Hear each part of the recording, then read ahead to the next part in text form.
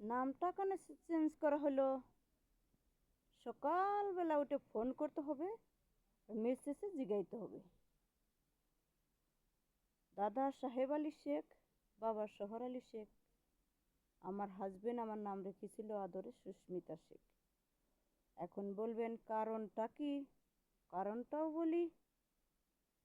কেন, আমার হাজবেন্ড ছিল আমাদের আসামের ছেলে, আসামিস কথা বলতে, আমাদের মতন বাংলা বলতে পারতে না। আমার অরিজিনাল নামটা হলো সর্বানু খাতুন, সে বলতে পারত না। বাবার সাথে মিলে এর নাম রেখেছিল সুস্মিতা শেখ। সে কিন্তু হিন্দু মানুষের ছেলে ছিল। কাগজে কলমে ইসলামিক ছেলেরা যেভাবে সুন্নত আদায় করে সেভাবে করে আমাকে ইসলাম কবুল করে আমাকে বিয়ে করেছে। এই ছোটোখাটো কথা মেসেজে জিগাইতে হবে? বলে দিলাম।